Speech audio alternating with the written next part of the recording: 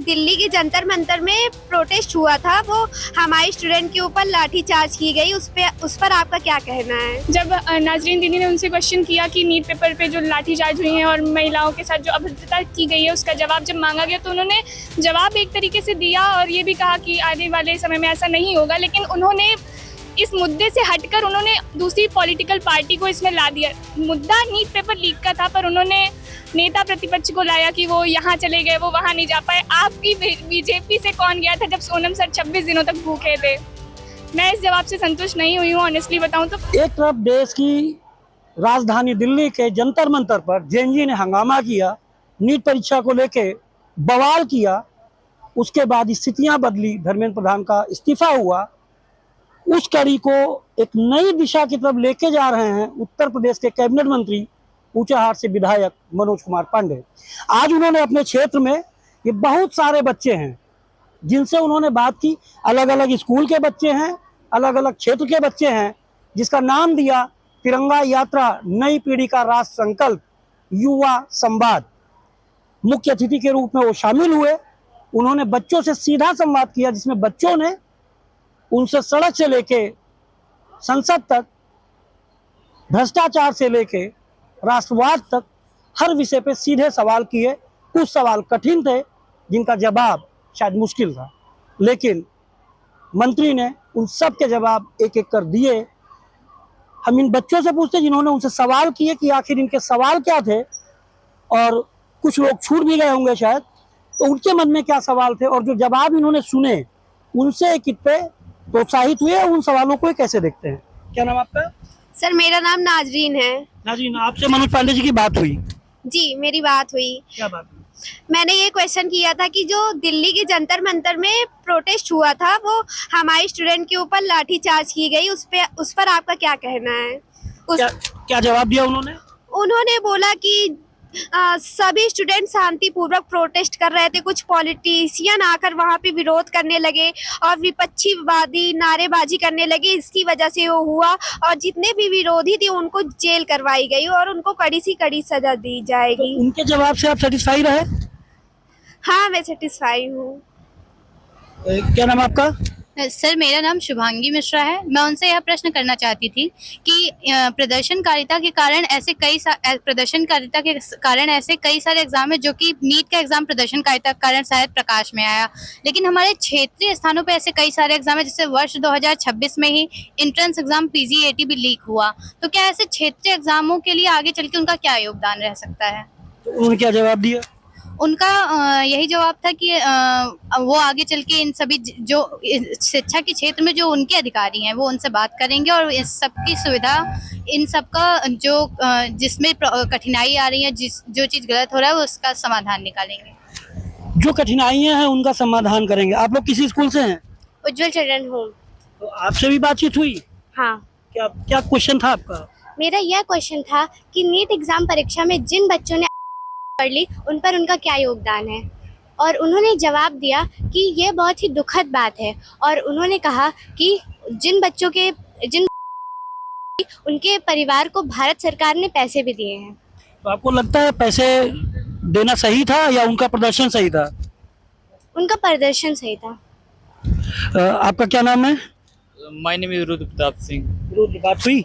No, हम छूट गए। अच्छा, आप छूट गए। आप लोग से बात हुई किसी से? आप लोग छूटे हुए थे। क्या मन में सवाल थे आपके? मन में सवाल था जो मतलब नीट की परीक्षा में जो हमारे नीट का पेपर जो लोग दिए थे और उन्होंने सुसाइड किया था, उन पर जो मुआवजा दिया गया है वो बताए तो थे कि दिया गया है, लेकिन शायद अभी भिजवाया नहीं गया है उन लोगों को। और जो हम ये कह रहे हैं जैसे जो अभी नीट का पेपर लीक हुआ है और जैसे आने वाले जो हमारा जो आगामी नीट परीक्षा है अगर वो लीक ना हो तो ज़्यादा बेहतर रहेगा। क्या नाम आपका? नैतिक शुक्ला। नैतिक, मंत्री से बात हुई आपकी? हाँ हुई। क्या सवाल था आपका? मेरा सवाल ये था कि जो भ्रष्टाचार बढ़ रहे हैं समाज में, उनके ऊपर आपके क्या विचार है, रोकथाम के कुछ उपाय। उन्होंने बताया कि जो है ये भ्रष्टाचार अगर होता है, कोई भी मतलब करता है कोई अधिकारी या कुछ भी, तो उसको सीधा सलाखों के पीछे कर दिया जाएगा और उसको कड़ी से कड़ी सजा भी दी जाएगी। तो और बहुत सारे स्कूल्स के बच्चे, हम उनसे भी बात करेंगे। क्या नाम बेटा? आंचल शुक्ला, कहाँ पढ़ते हो? SVM NTPC। तो आपकी बातचीत हुई? सर बातचीत तो नहीं हुई है, पर और लोगों ने क्वेश्चंस किए हैं, जवाब दिए जो हैं। जवाब आपने सुने उनसे कैसा फील हुआ? सेटिस्फाई हुए कि नहीं?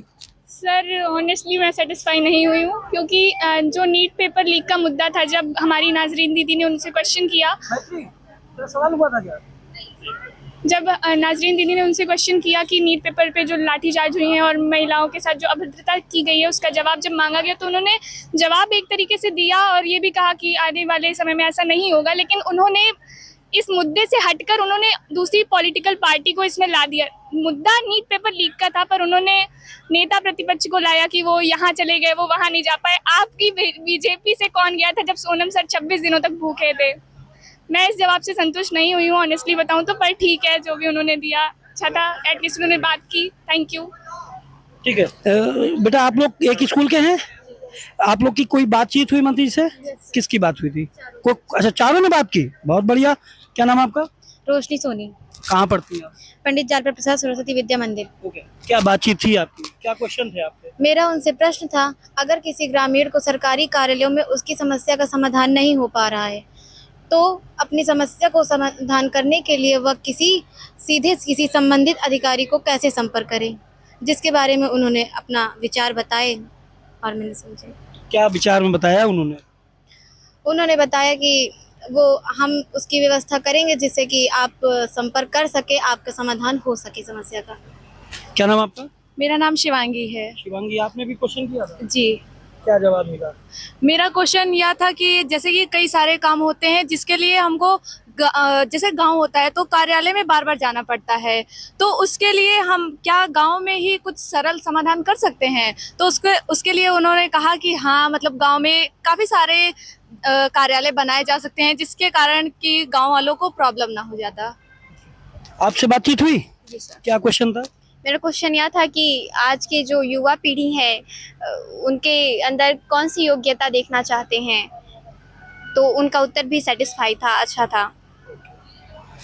ये कुछ सरकारी स्कूल के भी बच्चे हैं, तो बलिकरण स्कूल के, तो इनसे बात करते हैं। क्या बातचीत हुई थी आपकी?